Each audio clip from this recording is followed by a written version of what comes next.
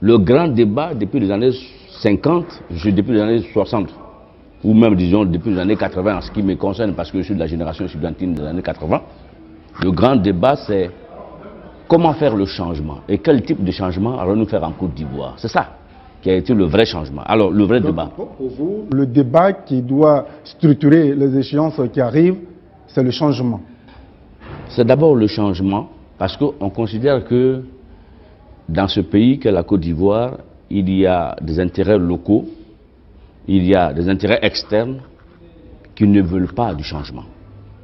Depuis 90, 95, 2000, 2005, nous assistons à une alliance intrinsèque entre différents groupes pour ne pas que le véritable changement s'opère en faveur du peuple. Voilà, c'est pour cela que le débat qui va peut-être, si nous allons aux élections... Et pourquoi vous en doutez? Écoutez, les dates ont tellement changé. On est parti de 2005, on est en 2008. On ne sait même plus, peut-être que demain on va passer en 2009. Chaque fois ça commence au mois de mars, au mois de juin, octobre et puis décembre. Et on recommence l'année. Donc on ne sait pas. Alors si les élections doivent avoir véritablement lieu en novembre, le débat de fond c'est quoi? Le débat de fond c'est la question fondamentale de la prise en compte du peuple ivoirien. Aujourd'hui on a les émeutes de la faim en Côte d'Ivoire. C'est ça le débat de fond. Comment on en est arrivé là? On avait dénoncé à l'époque la dictature du PDCI-RDA. On s'est battu contre le parti unique. Moi, je ne suis pas entré en Côte d'Ivoire, dans mon pays, depuis 30 ans. Et Dieu seul sait que j'aime beaucoup mon pays. Mais parce que nous considérons que ceux-là qui ont bloqué la Côte d'Ivoire depuis les années 80, qui se sont partagés les différentes sphères du pouvoir, mais ils sont encore au pouvoir, ils sont encore là. S'ils ne sont plus au pouvoir local, au pouvoir central, ils sont dans les coulisses. Nous sommes au courant.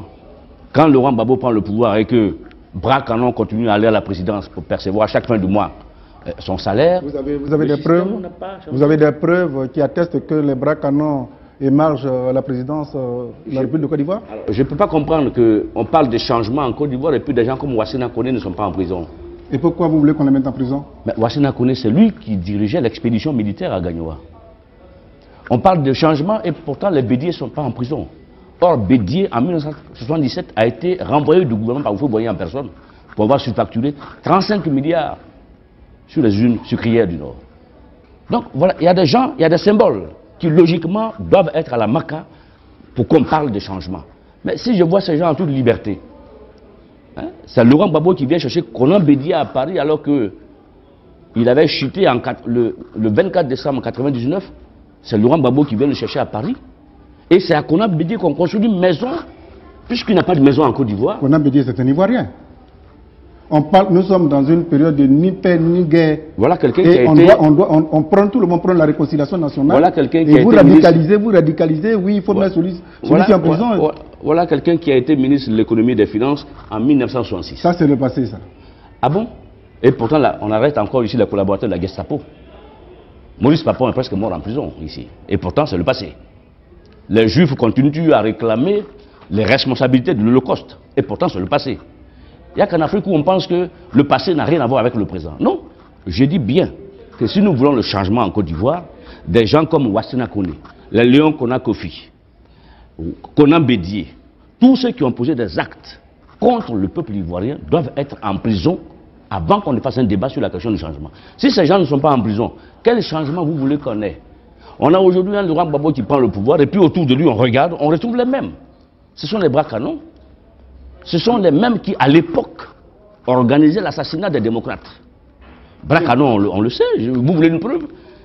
Il y avait à Palme Industrie, en 91, un jeune qu'on appelle Yodé Digbel Léon. Palme Industrie, c'est la société où Houphouët-Boigny, dont Bras Canon est le neveu, parce que beaucoup de gens connaissent Bras Canon comme un bété d'Alois, mais Bras Canon, sa mère est baoulée, elle est parentée à Houphouët-Boigny. On ne va pas faire le procès. Non, il faut qu'on fasse le procès de ceux qui nous ont conduits à la guerre. Qui nous a conduits à la guerre? C'est ceux qui ne veulent pas le changement en Côte d'Ivoire qui nous ont conduits à la guerre. C'est ceux qui ne veulent pas le changement en Côte d'Ivoire qui ont écrit l'ivoirité.